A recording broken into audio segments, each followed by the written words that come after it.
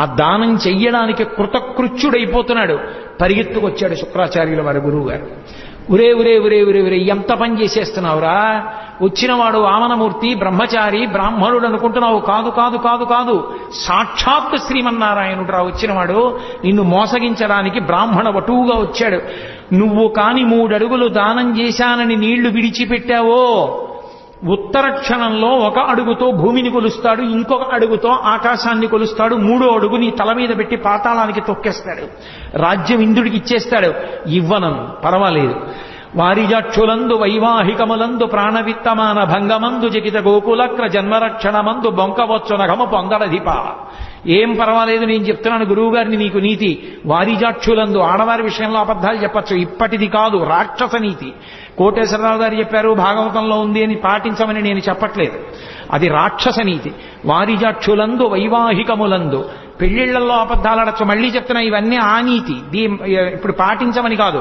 వారిజాక్షులందు వైవాహికములందు ప్రాణ విత్త మాన భంగమందు, ప్రాణము విత్తము మానము పోతున్నప్పుడు బొంకవచ్చు నగము పొందడదిప. అబద్ధం ఆడినా పాపమేం రాదు, కాబట్టి నేను ఇస్తానన్నానా ఎప్పుడన్నానను పర్వాలేదు, నా మాటలు వక్రీకరించాడు అన్నట్లుగా మార్చేసేయి పర్వాలేదు అన్నాడు.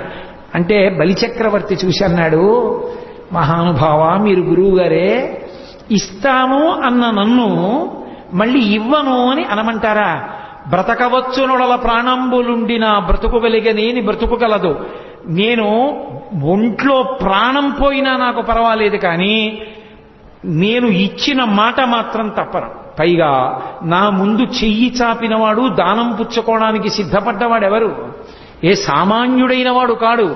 అందరికీ ఇలా అనడం తప్ప, అందరికీ ఇలా పెట్టడం తప్ప ఒకరి దగ్గర చెయ్యి చాపవలసిన అవసరం లేనివాడు. ఇప్పటి వరకు బ్రహ్మాండంలో ఎప్పుడూ ఎవరి దగ్గర చెయ్యి చాపనివాడు మొట్టమొదటిసారి నా దగ్గర చాపుతున్నాడు. పెట్టడం తప్ప పుచ్చుకోవడం చేత కాని వాడికి ఇచ్చిన వాణ్ణి మొట్టమొదటిసారి నేనే అవుతున్నాను, బహుశా ఆఖరి వాణ్ణి కూడా నేనే అవుతాను. అటువంటి అదృష్టం నాకు పడితే కాదంటారేం గురువుగారు? ఆ చెయ్యే మామూలు చెయ్యా? మీరు విష్ణువు చెయ్యి అంటున్నారు. అది ఆదిన్ శ్రీసతి కొప్పుపై తనువుపై అంశోత్తరీయంబుపై పాదాబ్జంబులపై కపోలతటిపై పాలిండ్లపై నూత్న మర్యాదంచెందు కరంబు క్రిందగుట ఆపై నా కరంబుంట మేల్ కాదే రాజ్యము విద్యముం సతతమే కాయంబు నాపాయమే. ఆ చెయ్యి సామాన్యమైందా? అది నూత్న మర్యాద చెందుతుంది. నూత్న మర్యాద అన్న మాటకు అర్థం ఏంటంటే, ఇలా చెయ్యేశాననుకోండి, నేను అబ్బా ఆయన చెయ్యేశారండి అని అవతలవాడు మురిసిపోవాలి, అంతేగాని నేను ఆయన మీద చేస్తే ఆ రెండని ఆయన కూడా చెయ్యేశారనుకోండి ఇంకేం గౌరవం. నూత్న మర్యాదం చెందు అంటే చెయ్యి వేస్తే అవతల వాళ్ళు ఇవాళ మహానుభావుడు ముట్టుకున్నాడండి అని మురిసిపోయాం అనుకోండి. అలా మనం మురిసిపోతే మన మీద ఎవరు చెయ్యేశారో వాళ్ళ చెయ్యి నూత్న మర్యాద పొందిందంటారు. అందరూ లక్ష్మీదేవి కడగంటి చూపు పడితే చాలని కోరుకుంటారు. లక్ష్మీదేవి ఏం కోరుకుంటుంది? ఆయన తన వంక చూస్తే చాలని కోరుకుంటుంది. ముగ్ధా ముహుర్ విదతతి వదనే మురారే ప్రేమత్రపా ప్రణిహితాని గతాగతాని మాలాదృశోర్మధుకరీవ మహోత్పలేయా సామే శ్రియం దిశతు సాగర సభవాయా అంటారు శంకరాచార్యుల వారు కనకధారా స్తోత్రంలో. అమ్మవారు చూడ్డం కూడా ఎలా చూస్తుంటుంది అంటే శ్రీ మహావిష్ణువుని ఇలా ఇలా చూస్తూ ఉంటుంది. ఎందుకంటే ఇలా చూస్తే బాగుండదు, బతికే ఏమిటి అలా చూస్తోంది ఆవిడ, వాళ్ళు ఆయన్ని అంటారని ఇలా చూసుకుంటూ ఉంటుంది. ఇలా చూసుకుంటున్నప్పుడు ఎందుకు అలా చూస్తుందంటే ముగ్ధ అన్నారు శంకరాచార్యులు. తన భర్తే అయినా స్వతంత్రించి ఇలా చూడ్డానికి పిల్లలందరూ ఉన్నారు, బాగుండదని సిగ్గుపడుతూ అలాగని భర్తని చూడకుండా ఉండలేక చూడాలన్న కోరిక అస్తస్తమానం తన్నుకొస్తుంటే క్రీగంట చూద్దామని ఇలా ఆయన వంక చూస్తుంటే ఆయన తనని ఇలా చూసేటప్పటికి నేను తనని చూస్తున్నానని చూసేశాడని చూపు వెనక్కి తిప్పుకున్న లక్ష్మీదేవి మళ్ళీ ఒక్క నిమిషం ఉండి చూడకుండా ఉండలేక మళ్ళీ చూస్తుంటే ఆయన చూస్తే సిగ్గుపడి మళ్ళీ తిప్పుకుంటుంటే ఆ కలుసుకున్న చూపులు అటూ ఇటూ తిరిగితే నల్ల తుమ్మెదల బారులతో దండలు కట్టినట్టుందమ్మా అన్నారు శంకరాచార్య. ముగ్ధా ముహుర్ విదగతి వదనే మురారే ప్రేమత్రపా ప్రణిహితాని గతాగతాని మాలాదృశోర్మధుకరీవ మహోత్పలేయా సామే శ్రియం దిశతు సాగర సంభవాయా. అలా చూసిన తల్లి యొక్క చూపులు మాకు మంగళములనిచ్చుగాక అన్నారు. అసలు ఎప్పుడు శ్రీ మహావిష్ణువుని చూసినా అమ్మవారు అలాగే చూస్తుంది. లీలాశకుడు కృష్ణకర్ణామృతంలో చమత్కారం చేశాడు. రుక్మిణీ కృష్ణులకి వివాహం చేస్తుంటే ఆయన అటు కూర్చున్నాడు, వీడు ఇటు కూర్చుంది. ఈయనేమో ఆవిడని అదే పనిగా చూస్తున్నాడు. ఆవిడ తనని చూస్తుందేమో అని చూస్తున్నాడు, ఆవిడ చూడదు, ఇలాగే తలంచు కూర్చుంది. ఎంత పెళ్లి చేయించే బ్రహ్మగారైతే మాత్రం ఏదో పనుండి అలా పక్కకి వెళ్ళండి, అలా పక్కకి వెళ్ళాడు. ఈయన వెంటనే అన్నాడు, రుక్మిణి ఇందో అక్కడి నుంచి చూస్తున్నావు, అసలు కళ్ళు ఎత్తి నా వంక చూడమే, నిన్నే చూస్తున్నాను కదా, ఒక్కసారి చూస్తావేమో అని చూస్తున్నాను, చూడమే అన్నాడు. ఆవిడంది ఇలాగే తలంచుకుని, నేను మిమ్మల్నే చూస్తున్నాను, మీరు పురుషులు కనుక నన్ను చూశారు, నేను తలెత్తి చూస్తే బాగున్నదని నా మెళ్ళో ఉన్నటువంటి మణిలో మీ ప్రతిబింబాన్నే చూస్తున్నాను, చూసేవాళ్ళు తలంచుకున్నాను అనుకున్నారు. అలా వాళ్ళిద్దరి అనురాగం ఉంటుందని లీలాశకుడు కృష్ణకర్ణామృతంలో చెప్పి పొడిచాడు. అలా ఆదిన్ శ్రీసతి కొప్పుపై తనువుపై ఎంసోత్తరీయంబుపై పాదాబ్జంబులపై కపోలతటిపై పాలిండ్లపై నూత్న మర్యాదం చెందుకరంబు క్రిందగుట ఆపై నాకరంబుంటమేల్. లక్ష్మీదేవి పరవశించిపోతుందట శ్రీ మహావిష్ణువు యొక్క చెయ్యి పడుతుంటే. ఆదిన్ శ్రీసతి కొప్పుపై, ఆయన ఆమె యొక్క కొప్పు మీద చెయ్యి వేస్తాడు తల మీద. ఆదిన్ శ్రీసతి కొప్పుపై తనువుపై ఆమె శరీరాన్ని తడువుతుంది ఆ చెయ్యి. అంశోత్తరీయంబుపై ఆమె యొక్క పవిట కొంగు పట్టుకుని ఆడుకుంటూ ఉంటాడు. అలా కూడా ఉంటుందా అండి? పవిట కొంగు పట్టుకుంటాడా అండి అంటే గజేంద్ర మోక్షణంలో పట్టుకోలా? అడిగెదనని కడ్డుబడ్డి జను అడిగిన తన మగడు నుడువ డనినడయడగున్ బెడ్డబెడ్డ సిడిముడి దడ్డబట నడుగిడు నడుగిడదు జడిమ నడుగిడు నెడ్డలన్నని ఆ రోజున పవిట కొంగు పట్టుకుని వెళ్ళిపోతున్నప్పుడు లక్ష్మీదేవి ఎంత తడబడిపోయిందో పోతన గారి పద్యంలో నిండకారాలు తిరిగి. కాబట్టి కొంగు పట్టుకుని ఆ రోజున వెళ్ళిపోలా? తన వెంటన్ సిరిలచ్చె వెంటన మరోధవ్రాతముందాని వెంక పక్షీంద్రుడు ధన కౌమోదికి శంఖచక్రనికాయంబును నారదుండు ధజనీకాంతుడు తావొచ్చి రొయ్యన వైకుంఠ పరంబునన్ కలుగువారాబాల గోపాలము. కాబట్టి అంశోత్తరీయంబుపై పాదాబ్జంబులపై ఆమె యొక్క పాదములను పట్టుకుంటూ ఉంటుంది ఆ చెయ్యి. అదేమిటండి పాదాలని పట్టుకోవడం ఏమిటి, భార్య కాళ్ళు పట్టుకోవడం ఉంటుందా అని అనుమానం ఉండొచ్చు. ఎంతవరకు సత్యం వదిలిపెట్టడం కానీ నందితిమ్మన గారు పారిజాతాపహరణంలో చెప్పలా?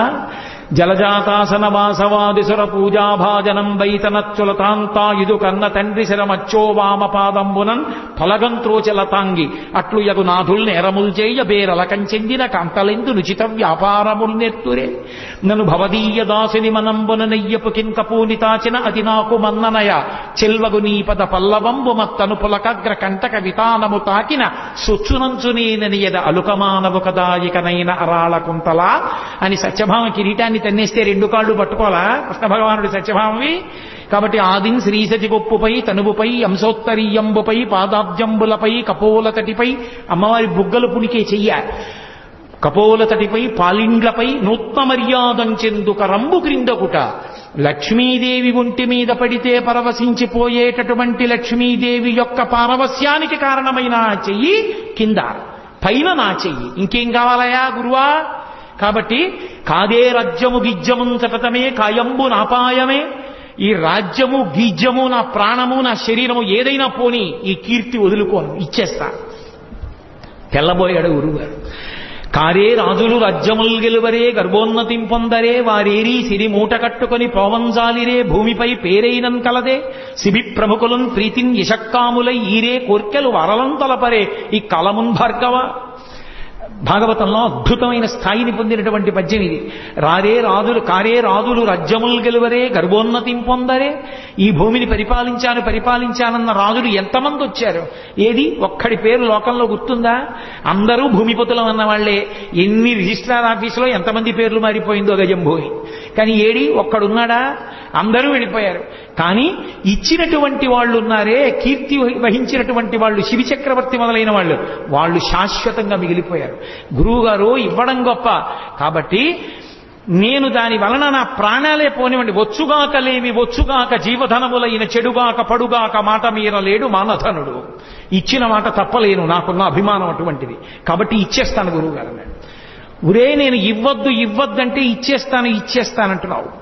ఇచ్చేస్తానని నా మాట ధిక్కరించావు కాబట్టి నీకున్నటువంటి సమస్త వైభవము నశించిపోవుగాక. ఇది కదా బృహస్పతి చెప్పాడు. రాక్షస శరీరం తనుదోషం ఉంది.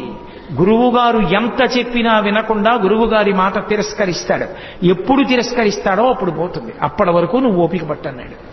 గురువుగారి మాట తిరస్కరించి ఆ నీళ్ల ధార పోసి దానం చేసేస్తున్నాడు 3 అడుగులు. అయినా శిష్యుడి మీద ఆపేక్ష వదిలిపెట్టలేక ఆ పోస్తున్నటువంటి పాత్ర యొక్క తొండంలోకి అడ్డొచ్చి పడ్డాడు శుక్రాచార్యుల వారు. నీళ్లు పడకుండా, నీటి ధార పడితే గాని దానం చేయడం కుదరదు, ఇదన్నమమా అని. నీరధార పడగ నీక అడ్డంబుగా కలచంద్రమాపగాను తెలిసి హరియుగవ్యునేత్రమట కుశగ్రమన పొడవ ఏకనేత్రుడయ్యనతడు. చేతిలో గర్భల కట్టుంది, బ్రహ్మచారి కదూ. ఏమిటి నీళ్లు పట్టలేదంటోంది వింధ్యావళి. ఉండమ్మా నేను చూస్తానని ఆ తొండంలో అడ్డం పడ్డ శుక్రాచార్యులు వారి కంట్లో గుచ్చుకునేటట్టుగా దర్భ పెట్టి ఒక పోటు పొడిచాడు వామనమూర్తి. ఇస్తానన్న వాడికి ఇవ్వకుండా అడ్డుపడితే ఉన్న కన్ను పోతుందంటారు. అందుకే ఆ దర్భ పెట్టి పొడిస్తే అప్పటి నుంచి శుక్రాచార్యుల వారు ఒంటికంటి వాడు అయిపోయాడు. శుక్రాచార్యుల వారు బయటికి వచ్చేశాడు, జరిగేది జరగక మానదు, వీడు ఎలాగో ఇచ్చేస్తున్నాడు. అది విప్రాయ ప్రకట వ్రతాయ భవతే విష్ణుస్వరూపాయతే తత్ప్రామాణ్య విధే త్రిపాదస్య ధరణిందాస్యామి యంచున్ క్రియాక్షిప్రుండై ధనుజేశ్వరుండు వడుగుం చేసాచి పూజించి బ్రహ్మప్రీతం మనిధారబోసి భువనం ఆశ్చర్యము పొందగా. వెంటనే మహానుభావుడు వచ్చి అమ్మో చెయ్యి చాపి పూజించి నేను ఇచ్చేస్తున్నాను 3 అడుగులని చెప్పి వేదం ఎలా చెప్పిందో అలా భవతే విష్ణుస్వరూపాయతే, విష్ణువుకి నేను ఇస్తున్నాను. నేను దానం చేస్తున్నానన్న అహంకారం కాదు, పరమేశ్వరుడు నన్ను అనుగ్రహించడానికి తాను వచ్చి పుచ్చుకుంటున్నాడని భవతే విష్ణుస్వరూపాయతే తత్ప్రామాణ్య విధే త్రిపాదస్య ధరణిం దాస్యామి యంచన్, 3 అడుగుల నేల ఇస్తున్నాను అని చెప్పి దానం చేస్తున్నానని నీరు విడిచి. If you like this video, hit the like button. For more videos, subscribe to our channel. If you have learned anything from this video, comment down below. Subscribe.